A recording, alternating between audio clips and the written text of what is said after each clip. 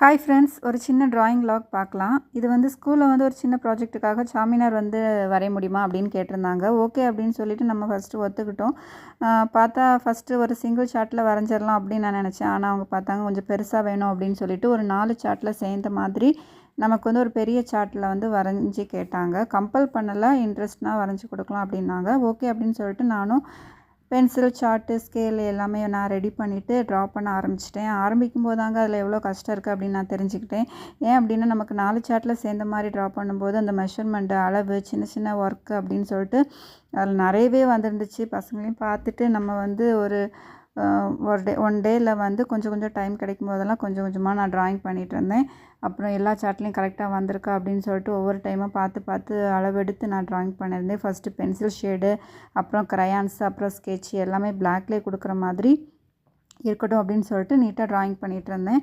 நமக்கு வந்து ஒன் டேயில் வந்து ரொம்பவே வந்து கீழே வரையாமல் ஃபுல்லாகவே பெட்லேயே வச்சு நான் ட்ரா பண்ணிட்டே இருந்தனால மாற்றி மாற்றி பண்ணும்போது கொஞ்சம் டயர்டான மாதிரி ஃபீல் ஆகிட்டு, சரி ஓகேன்னு சொல்லிட்டு நெக்ஸ்ட் டே மதியம் நமக்கு இதை சப்மிட் பண்ணணும்.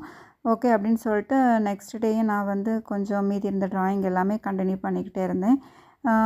ஷேட் கலர் கொடுக்கும்போது அதோட வந்து ஃபீச்சர்ஸ் எல்லாமே கொஞ்சம் நல்லா தெரிஞ்சது. சின்ன சின்ன மைன்யூட் ஒர்க்கு நிறையவே இருந்துச்சு. நமக்கு பார்க்குறதுக்கு ஈஸியாக தெரிஞ்சுது. ஆனால் அதை ட்ரா பண்ணும்போது சின்ன ஒரு இது கூட நமக்கு எப்படி அந்த கேப்பெல்லாம் ஃபில் பண்ணணும், கரெக்டாக இருக்கணும் அப்படின்னு சொல்லிட்டு நெக்ஸ்ட் டேயும் நான் வந்து ஃபுல்லாகவே கண்டினியூ பண்ணி ட்ரா பண்ணிகிட்டு இருந்தேன். இந்த ட்ராயிங்கை வந்து கிளாஸ் ரூமில் சப்மிட் பண்ணும்போது அவங்க வந்து அதை சென்டராக நான் வைக்கணும் அப்படின்னாங்க. ஓகே, நானும் கொஞ்சம் அது எப்படி இருக்கும் அப்படின்னு சொல்லிட்டு பார்க்குறதுக்கு ரொம்பவே எக்ஸைட்மெண்ட்டாக இருந்தேன். ஓகே, நெக்ஸ்ட்டு வந்து நம்ம வந்து எப்படி இருக்குது அப்படின்னு சொல்லிட்டு ஓவரால் வியூ பார்த்துருங்க. பிடிச்சிருந்தனா இதுக்கு வந்து லைக் கொடுத்துட்டு கமெண்டில் வந்து நீங்கள் என்ன நினைக்கிறீங்களோ சொல்லுங்கள். சாமியார் மாதிரி தெரியுதா இல்லை வேறு மாதிரி தெரியுதா அப்படின்னு சொல்லிட்டு. இப்போ நெக்ஸ்ட் டே வந்து நான் கிளாஸ் ரூமில் போய் பார்க்கும்போது என்ன பண்ணியிருந்தாங்கன்னா, கரெக்டாக அதை வந்து கட் பண்ணிவிட்டு அழகாக வந்து இதை வந்து பேஸ்ட் பண்ணி சென்டரில் நிற்கிற மாதிரி வச்சுருந்தாங்க. பார்க்குறதுக்கு ரொம்ப சந்தோஷமாக இருந்ததுங்க. பிடிச்சிருந்தா லைக் பண்ணுங்கள், ஷேர் பண்ணுங்கள். நம்ம சேனலை மறக்காமல் ஃபாலோ பண்ணிடுங்க. தேங்க்யூ.